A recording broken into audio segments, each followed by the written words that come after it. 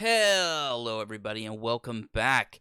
So in this video I wanted to do something a little bit different, something I've not done yet before. I wanted to do a reaction video to something that came out this week. On Thursday, June 8th, Summer Game Fest took place. There was a game that piqued my immediate interest. Huge fan of the series, huge fan of this game in particular. So we're going to watch the trailer, react to it, have a little discussion on what this means, and let me know down in the comments if you're as excited about this game as I am. But without further ado, let's watch.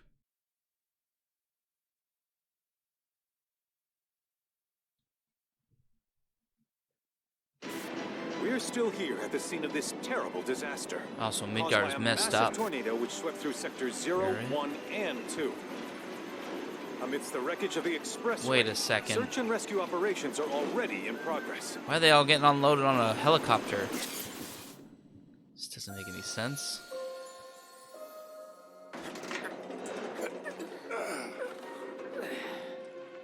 Wow.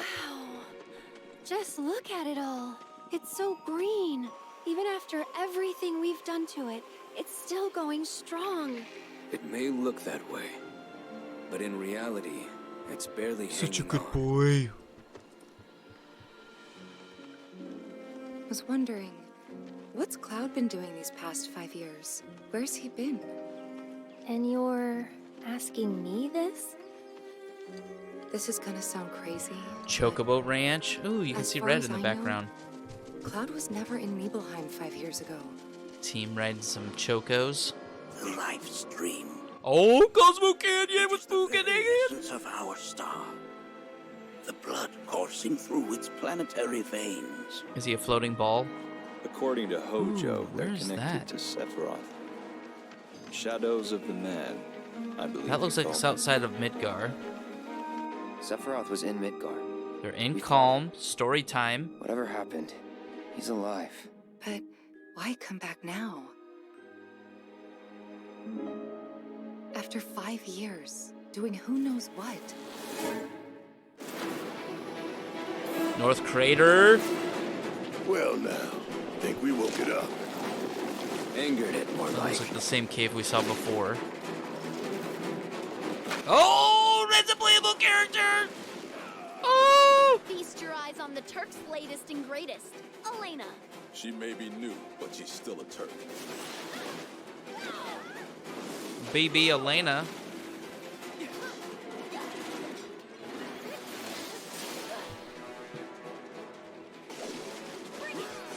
Oh, what are they fighting? Oh, that looks like Junon. Team attacks, yes! That's my setup team right there. Yuffie in red.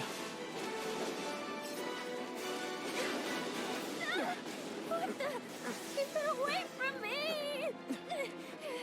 They say she's a monster. So that's the Junon that boat, she I can bet. peer inside you, into the Oh, very man. depths of your soul. That she can become That's those you hate, nasty.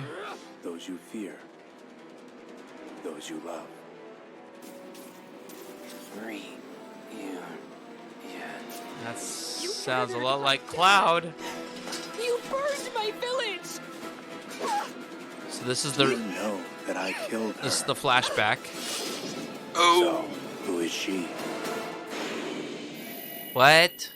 Okay, we're gonna go through that again, and we're gonna stop. We're gonna stop at certain bits. Early 2024 on 2 discs.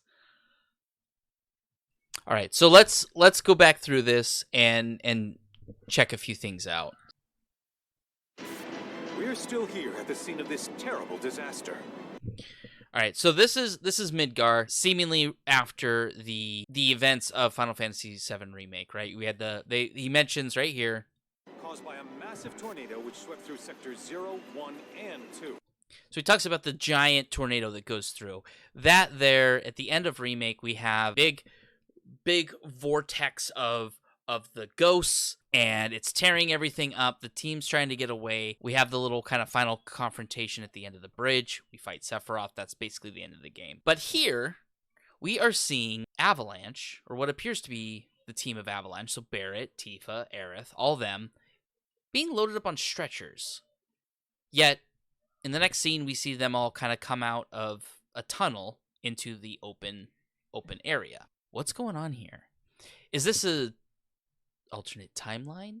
The presenter leading into this game mentioned the rumors were true. A lot of rumors that were being talked about this game coming into the second one. At the end of Final Fantasy VII Remake, you see Zack and Cloud kind of pass each other. So you get the ending events of Crisis Core, and you get the ending events of Final Fantasy VII Remake. Zack is carrying Cloud to Midgar. He didn't die. Zack's supposed to die in Crisis Core, and yet he didn't.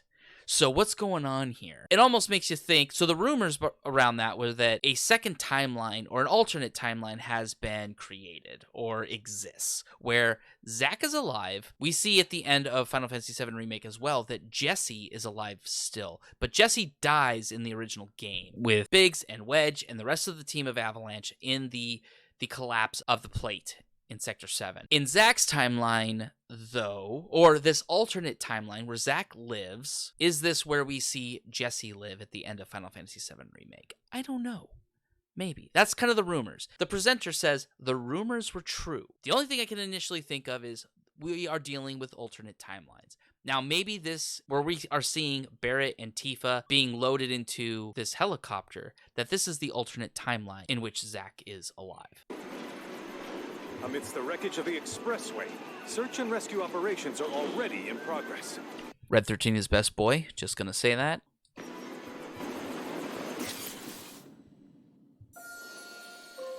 The unknown journey continues. Wow. Just look at it all. So they're coming out of a tunnel. Maybe this is under the highway in where we ended with Final Fantasy VII Remake. Cloud and team are exiting Midgar through the tunnel into the open world. They're heading to Calm, where we end the first part of Final Fantasy VII Remake. They are venturing out. They're walking on a road. This may be right after that. Or no, or who knows? Maybe this is like after the Mithril Caves or something like that, but this seems to be right after we're leaving Midgar. It's so green. Even after everything we've done to it, it's still going strong. It may look that way, but in reality, it's barely hanging on. Now you see a town over on the kind of northwest positioning with windmills in a little town. I really don't know what that is. What do you think that is? Looks like there's like a light tower kind of in between Aerith and Tifa. Maybe there's new towns in this game that we didn't see in the original PS1 game. Maybe they've expanded onto things, but who knows? I was wondering. But this all seems like we're leaving Midgar because the tubes don't really exist outside of Midgar, but they do here. So that's why I'm thinking this is as we are leaving Midgar. What's Cloud been doing these past 5 years? Where's he been? And you're asking me this? Now this forest, wondering where this is too, because when you leave Midgar, it's pretty flat. It's pretty like plains, flatlands. Not a lot of forests, because you don't start to see trees until after the Mithril Caves, and that's one of the first places that you can acquire Yuffie in the original PS1 game. This is gonna sound crazy, but... So this is the Chocobo Ranch, and there's a lot of trees here, so that's interesting too, where you acquire your first Chocobo, you learn how to capture Chocobos. But we see Aerith in the back, she's in the stables. You see Best Boy Red just kind of taking a napsy. He's a tired little puppy. We're here, we're gonna meet Chocobo Bill and cross the marsh, in which we run into the Midgar Zalem. As far as I know, Cloud was never in Nibel. And maybe that's what we're doing here. I don't know what these ruins are, though. That's why I'm wondering if they're going to be adding to this game that we aren't seeing initially, what we saw in the original PS1 game. Like, they're adding more depth and environment to the game. 5 years ago. The life stream. It is the very essence of our star. The blood coursing through its planetary veins. This is the part in the game where we've left the gold saucer, we've gotten the buggy, we've headed out, the buggy breaks down, we're now at Cosmo Canyon, home of Red 13 or Nanaki. This is Bugenhagen, the weird, creepy guy that floats around on what appears to be a ball or maybe he just doesn't have legs. But he's going through and he's talking about the planet, the life stream, how it is the essence of the planet in which the characters are on. And if you take away the life stream, the planet withers and dies. Awesome to see Cosmo Canyon here. It's one of my favorite parts of the game, probably because Red 13 is my favorite character. Love that whole sequence where you're going down, learning about Red 13's past. Just a great moment. According to Hojo, they're connected This looks like the to Mithril Sephiroth. Caves. Shadows of the Man, I believe he called them. This looks like we're outside of Sephiroth was in Midgar. Midgar. We fought him. Whatever happened, he's alive. But why come back now? This is the calm flashback in which where Cloud talks about, sorry I'm pausing all the time, but I get really jacked talking about this, where Cloud goes through the flashback of how he came to meet Sephiroth, what led to the events of Nibelheim, which led to the events of Cloud reuniting with Tifa, or so we think, why Sephiroth left Soldier. After 5 years, doing who knows what.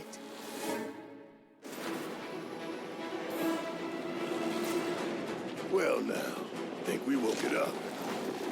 Angered it, more like.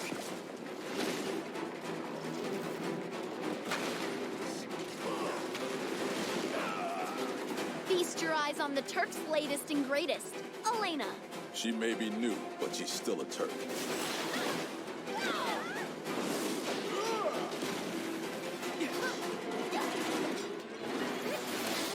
All those clips right there, starting with Barrett and Red, all seem to take place within the Mithril Mines. That takes place right after we've gotten the Chocobos, been to the Chocobo Ranch, we've crossed the swamp, the marsh. We've seen what happened with the Midgar Zalem, how Sephiroth dispatched of the Midgar Zalem, and we've entered the Mithril Mines. On the other side of it, we see Fort Condor, we see Junon, and the story progresses. And it's also where we can run into Yuffie for the first time within those forests, for those familiar with the original game. But in those Mithril Mines, that's where we see Elena here. She introduces herself in this trailer. It's also where we are introduced to Elena within the original game. The Turks, they approach you as we're leaving the Mithril Mine. Elena kind of gives her little song and dance. She's new to the team. They're going after Sephiroth. She's really eager. She's kind of like a power puppy type person where she's just really excited to get going with the Turks. Not sure where that rock monster comes into play, because that wasn't in the original. New mobs, new enemies, things like that. Totally on board, especially if giving more content within the game.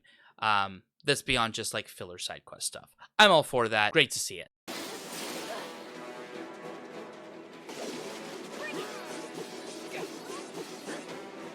We got the Junon Cannon.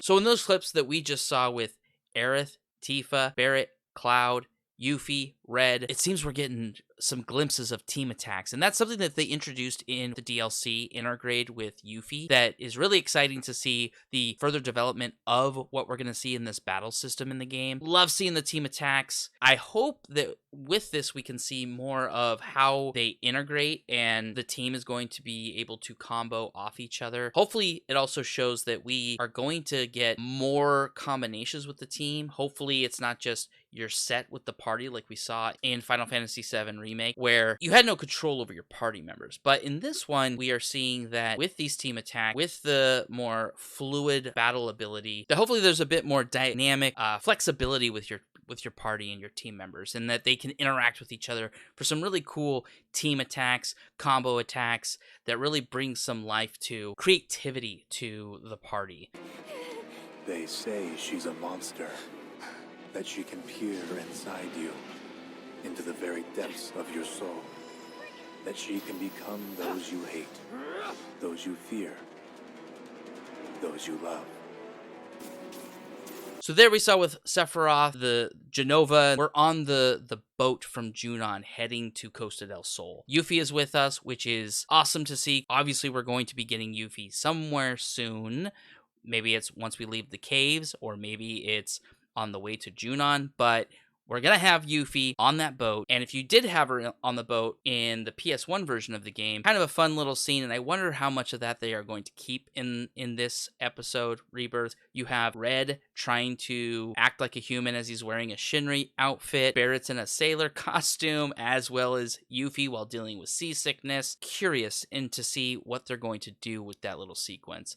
So far with the remake, they've been pretty true to certain events taking place within the remake and even expanding upon that. Things that come to mind are like the slums, where you spent a little bit of time in the slums in the original game before heading off to the second reactor to dispose of that reactor and fight Airbuster and things like that. But in this one, that's where you could do your side quests. There was a little bit more length to that part. People saw it as filler. I didn't mind the filler. I liked some of the side quests. Was it a little long? But I enjoyed the section. It added a little bit more depth, brought in some other characters like Johnny. You also got your first glimpse into one of the clones that was in the hotel with Cloud. And now here we can see the North Crater, the Sephiroth clones, and one of them sounds an awful lot like Cloud. Is it a Cloud clone? Or is it a Sephiroth clone? Or is it Cloud in another timeline? You murdered my dad! You burned my village! You know that I killed her. So, who is she?